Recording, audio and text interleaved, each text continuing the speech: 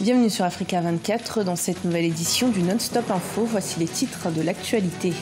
Poursuite de l'opération Sucula en Centrafrique. Le gouvernement sollicite l'adhésion de la population pour le bon déroulement de ces opérations de démantèlement des groupes armés dans le quartier de KM5 à Bangui. Dans l'actualité également, le réseau social vocal Lenali au Mali vise à faciliter la communication sur les téléphones portables. Pour cela, la plateforme est disponible en plusieurs langues comme le bambara, le maoré ou encore le wolof. Et puis la recrudescence de la fièvre de Lassa au Nigeria provoque l'inquiétude du côté des Nations Unies. Le virus a fait plus de 400 victimes à travers le pays depuis 2018. Le succès de l'opération de démantèlement des groupes armés dans le quartier du kilomètre 5 à Bangui en République centrafricaine a conduit le gouvernement à ordonner la poursuite des opérations. Les autorités sollicitent avant tout l'adhésion de la population, condition indispensable selon eux au bon déroulement du processus. Plus de détails avec Corinne Kamseux. L'opération Sucula va se poursuivre au quartier kilomètre 5 à Bangui en République centrafricaine. Les autorités sont formelles et elles appellent au soutien de la population pour mener à bien cette opération. Il est question de démanteler les groupes criminels qui, selon le président centrafricain Faustin Archange Touadéra, tiennent la population en otage. L'opération est conjointement menée par la MINUSCA et les forces armées centrafricaines. Lancée le 8 avril dernier, cette opération a rencontré de la résistance. Plusieurs personnes, parmi lesquelles 2 casques bleus, ont été tuées. Le président met en garde contre une récupération confessionnelle de cette opération de sécurisation. Et comme vous savez, nous n'avons pas manqué d'évoquer la question du kilomètre 5, qui aujourd'hui, pour nous,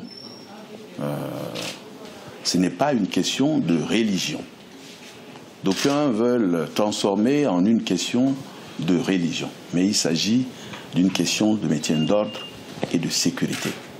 La capitale Bangui recouvre ainsi progressivement le calme après une semaine violente. Pendant 3 journées dès le lancement de cette opération, des affrontements ont opposé les forces onusiennes et gouvernementales au groupe d'autodéfense autoproclamé. Dans la presse locale, le bilan fait état d'une trentaine de morts parmi les civils, ce qui a d'ailleurs justifié les manifestations devant la base de la MINUSCA.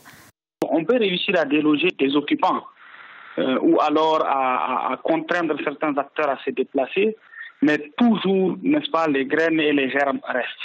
Mais lorsqu'on associe le dialogue et, j'allais dire, l'inclusivité des acteurs locaux dans la construction de la solution, en ce moment, l'intervention militaire sera complétée par une action de sensibilisation. Parce que comme on le dit, les guerres et les conflits naissent dans les esprits des hommes et c'est dans ces esprits qu'il faut les combattre.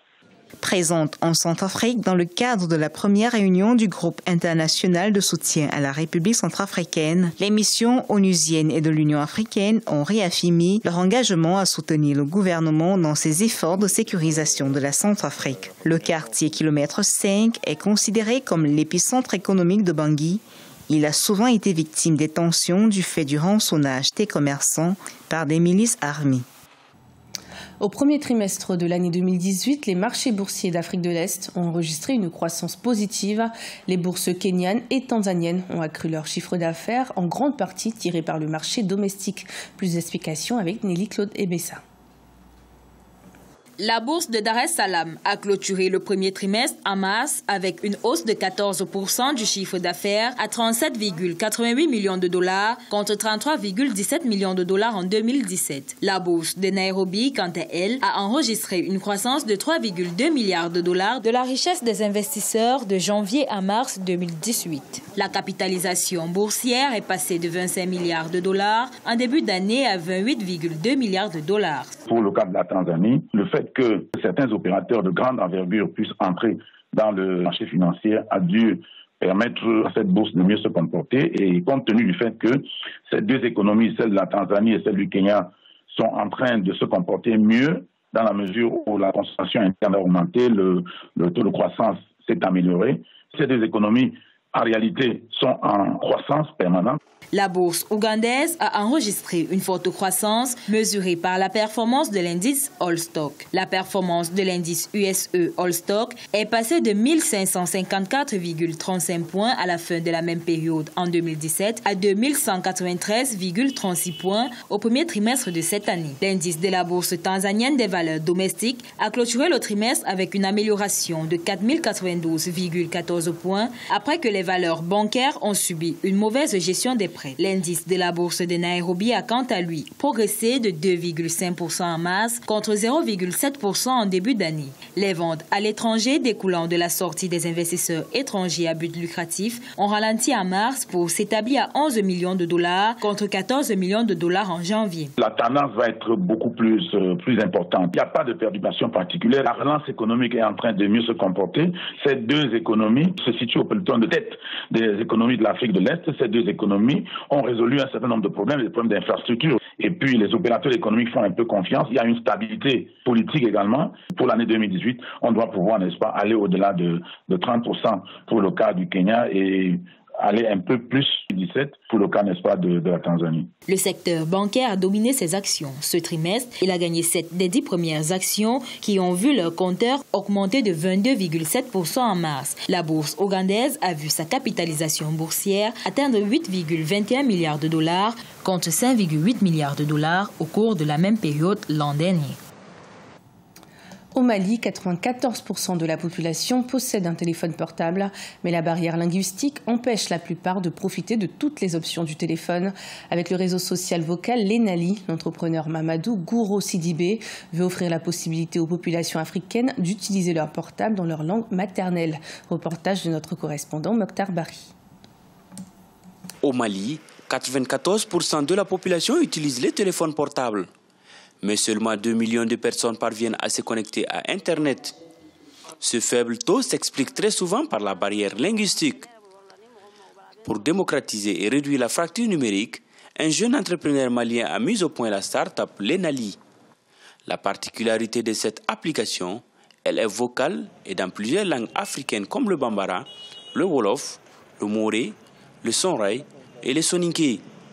Une première mondiale.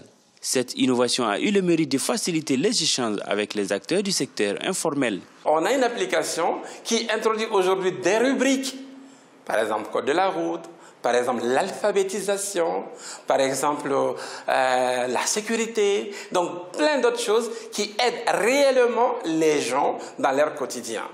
On ne veut pas que ce soit un réseau social où la finalité soit un réseau social, mais on veut que ce soit un outil qui permet vraiment d'aller vers, pour aider au développement durable. Pour créer son compte, il suffit de lancer l'application et une voix vous guide selon la langue de votre choix.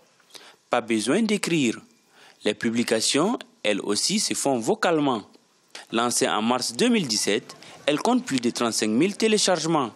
L'objectif du promoteur, instruire le monde rural avec des cours sur bien des domaines. L'application mobile permet, dès son installation, de choisir la langue dans laquelle on souhaite recevoir les instructions vocales, des guides vocaux. Ensuite, on peut aller jusqu'à rentrer son profil vocalement. C'est-à-dire qu'on soit instruit ou non, on peut faire un profil vocal. Plus tard, quand on rentre dans l'application, on va pouvoir faire des publications vocales, des publications avec des photos sonores, des commentaires vocaux et depuis février dernier, l'appel navigation GPS. Mamadou Sidibé multiplie les initiatives pour faire connaître cette innovation. La dernière évolution, c'est l'appel GPS qui permet de guider l'appelant vers les récepteurs de l'appel. Prochaine étape, lancement des versions Peul et Tamashek. Les Nations Unies s'inquiètent de la possible recrudescence de la fièvre de Lassa au Nigeria. Le virus a fait plus de 400 victimes à travers le pays depuis le début de l'année 2018, un chiffre qui dépasse déjà celui du nombre total de cas sur l'ensemble de l'année 2017. Le point avec Deo Gracias Podo. Endémique dans de nombreuses régions d'Afrique subsaharienne, la fièvre de Lassa sévit depuis plusieurs mois au Nigeria. L'épidémie, qui a été officiellement déclarée début janvier 2018, a fait plusieurs centaines de victimes. L'Organisation mondiale de la santé tente d'apporter son soutien au gouvernement dans la formation des professionnels de santé et la prise en charge des malades. Le Centre nigérian de contrôle des maladies a diagnostiqué plus de 400 cas confirmés et les dernières statistiques suscitent toujours des inquiétudes. La question est la suivante. Comment en sommes-nous arrivés là? La réalité, c'est que le virus devient de plus en plus virulent. Est-ce que nous avons suffisamment conscience qu'un virus de forte mutation a été transmis et cause plus de maladies?